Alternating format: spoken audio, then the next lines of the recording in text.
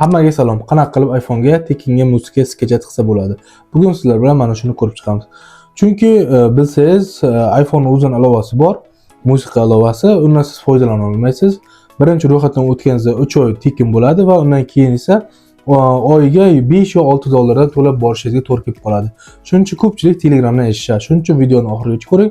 Men sizga tekin yo'lini ko'rsatib qo'yaman. Undan oldin esa videoga bitta like, bitta kommentariya va obuna bo'lib qo'yishni unutmang. Birinchi navbatda App Store kiramiz. U yerdan offline music deb qidirib olamiz. Mana. Va mana bu Cloud Music Player'da yuklab olamiz. Buni yuklab olasiz. Telegram yoki Safari shunaqangi saytlardan birinchi navbatda muzika yuklab olishingizga to'g'ri keladi.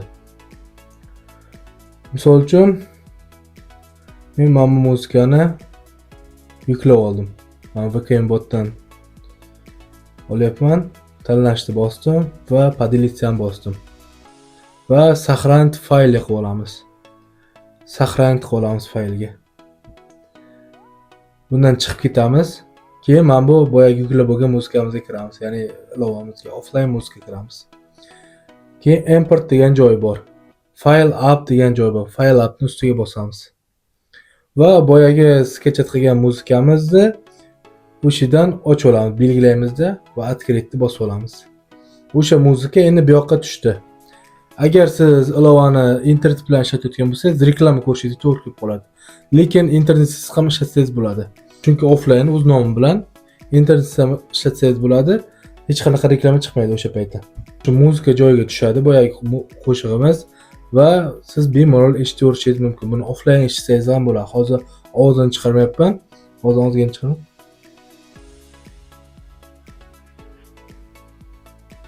Ovozini bu yoqdan ligrovka qilsangiz bo'ladi tagidan.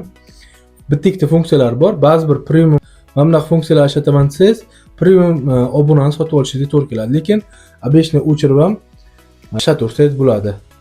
Qo'shiq ketaveradi. Unaqa siz Telegramga kirib, anaqa qilib o'tirishingiz shart emas.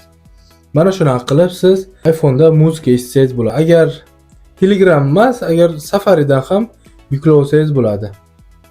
Hozir sizga Safari'dan ham ko'rsatib qo'yaman. Misol uchun xohlagan musiqangizni, misol uchun Java deb yozaylik. Misol uchun Safari'ga kirib Java ni qo'shig'ini yozib oldik va ustiga bosamiz. Keyin sketchat mrizini ustiga bosamiz. O'shani zagruzit qilib olamiz. Bu zagruzit qilib faylga tushadi, mana bu yerdan. O'sha faylga tushadi. Keyin yana mana bu offline music ilovasini ochasiz. Yana mana shu import degan joydan file up joyini ustiga bosamiz yana. Mana bu Java'ni qo'shig'i hozir zagruzit qilyapti, yuklayapti. Yuklab oldi, yana открытni ustiga bosib, mana ko'rishingiz mumkin, Java kirib ketibsan. Lonely, MCDni, Ruxshona shunaqa qo'shiqlarni yuklab olganman. Hozircha 3 ta. Mana shunaqa qilib siz qo'shiq eshitib yursangiz bo'ladi iPhone'da. Juda ham oson, bemalol foydalansangiz bo'ladi. Mana bu o'zini ilovasi, hozir ko'rsataman. O'zini ilovasi, agar siz birinchi marta ro'yxatdan o'tadigan bo'lsangiz 3 oy tekin, qolgan 3 oydan keyin 549 dollar, salkam 6 dollardan oyma-oy to'lab yurishingiz to'g'ri kelib qoladi. Bunda ham siz offline eshita olmaysiz. Internetsiz qo'shilgan bo'lishi kerak. Bunda esa offline eshitsangiz bo'ladi. Xo'sh do'stlar, bu texno tahlil edi. Agar video yoqqan bo'lsa, videoga yana bir bor like, bitta podpiska va keyingi videolar nima haqida bo'lishini izohlarda yozib keting.